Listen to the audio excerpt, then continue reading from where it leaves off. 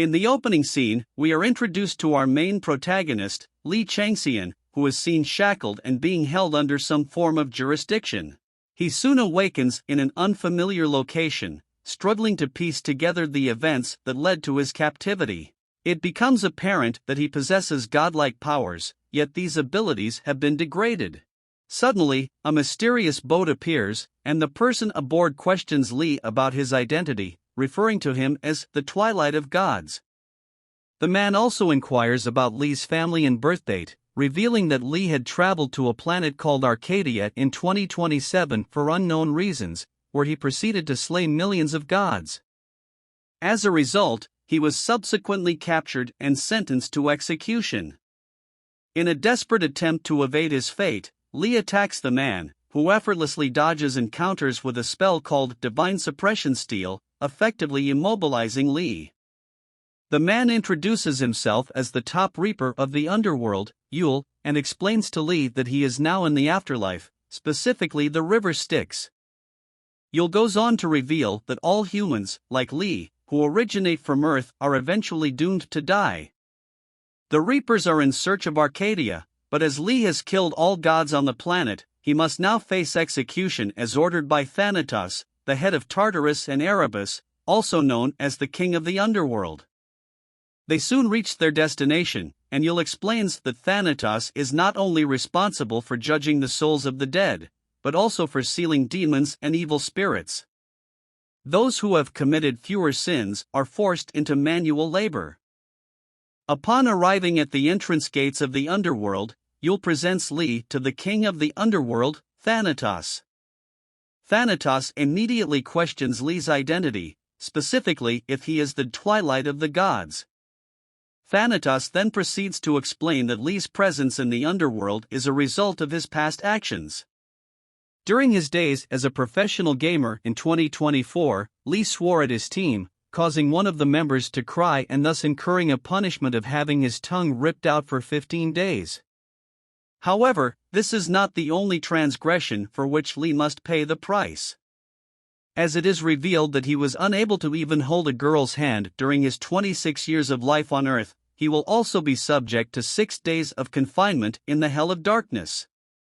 Thanatos makes it clear that the Underworld operates differently than the world of the living, and that the punishment for one's sins is much harsher.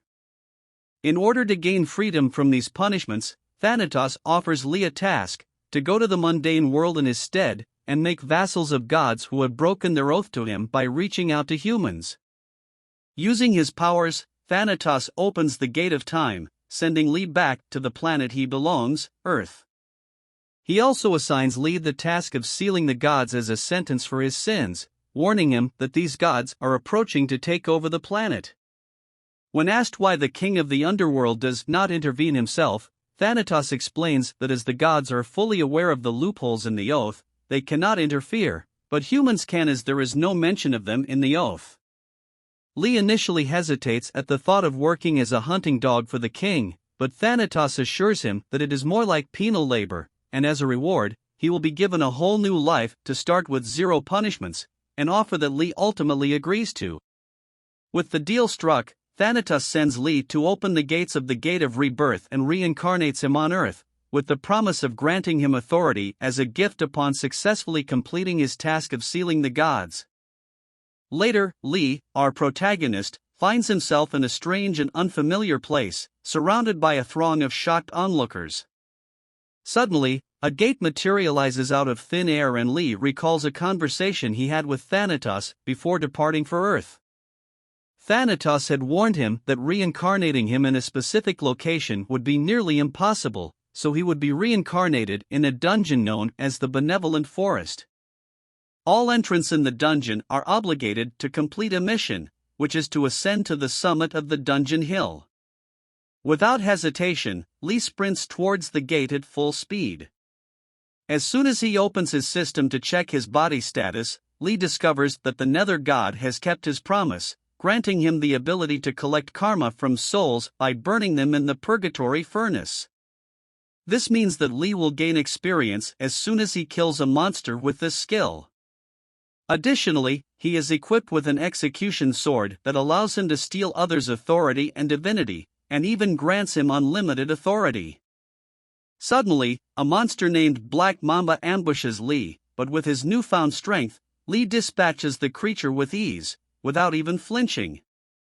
As Li Changxian emerged victorious from his battle with the monstrous creature, he discovered that his exploits had caught the attention of a powerful goddess of war.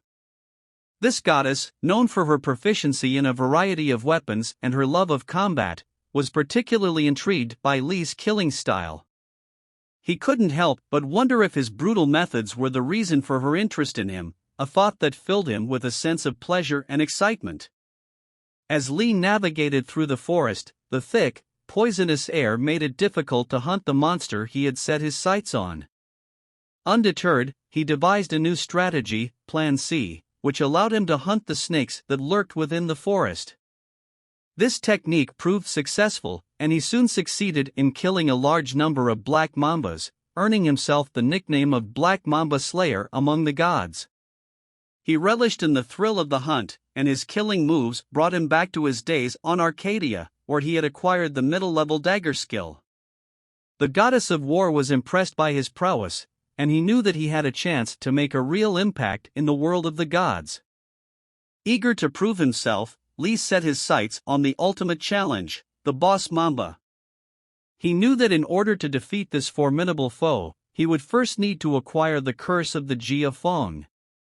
Just as he was about to set out on his quest, a knife with dragon scales descended from the heavens, sent by the goddess as a symbol of her faith in him. She warned him that if he failed to succeed, she would have no choice but to kill him. Li accepted the bet, determined to prove himself worthy of the goddess's trust.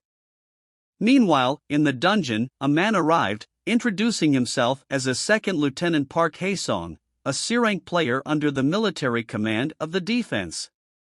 He informed them that he had come on safety orders from higher command, as the tyrants were shocked that someone had killed all the Black Mambas all by himself. As the story unfolds, our protagonist, Li Changxian, becomes cognizant of a formidable challenge that lies ahead of him. In order to verify his eligibility and become a candidate for the coveted position of apostle for the goddess, he must vanquish the infamous Bloody Mamba within a period of 24 hours. Li delves into the ongoing conflict between the strongest constellation, Bel Marduk, and the malevolent dragon, Tiamat, the mother of the goddess. He expresses his satisfaction with his own abilities and the unique dagger he received from the goddess, which was crafted from one of Tiamat's own teeth. The prospect of obtaining even greater power from the goddess fills him with confidence and, instead of accepting the 24-hour deadline, he boldly declares that he will eliminate the Bloody Mamba within 30 minutes. The goddess accepts his proposal, but cautions him of the dire consequences that will befall him if he fails to fulfill the task. With determination in his heart and a sense of urgency, Li sets out to complete his mission, eliminating any obstacle that stands in his path without wasting a single moment of time. He reflects on his past experiences, recalling that he was once a normal-class spearman, but now he believes that the Dragon King level class could be a suitable fit for him. He concludes that the Berserker class would be the most appropriate for him to complete the bet of the goddess. However, as the challenge draws to a close and time is running out, Li realizes that the Berserker class is not among the options available to him. With no other alternative, he must quickly adapt and chooses the Runekeeper class, which possesses greater destructive power but sacrifices combat skills. He is met with jeers and laughter from the other gods who are following his progress with great interest. With this new skill, Li encounters the Bloody Mamba, with only 6 minutes remaining on the clock. He wields the dragon-tooth dagger and, in a bold move, cuts his own hand in order to activate the essential skill which he had acquired from his grandfather, the skill of low-grade rune engraving. Li successfully engraves the rune of explosion on the dagger and, after consuming the magical powers, he finally falls into a state of hunger. The system alerts him that he only has 3 minutes left to complete the task. Li goes berserk, making thousands of critical hits on the boss monster. Even the officer overseeing the challenge is left in shock. He finally succeeded in killing the final boss monster, the Bloody Mamba, which led everyone in the dungeon to utter shock. He has successfully completed the reclamation part necessary for the dungeon mission. As the leaderboard finally shows the result of the dungeon mission, Lee Changxian topped it with a huge difference of 4,998 points from the second-place finisher, thus earning the awards and becoming the new member of the 10 Kings. So dissectors, this is it for this part of the manhwa recap. Be sure to subscribe to our channel, give the video a like, and let us know your thoughts on this particular part of the recap in the comments below. We appreciate your support and hope to bring you more recaps in the future. Thank you for watching and take care.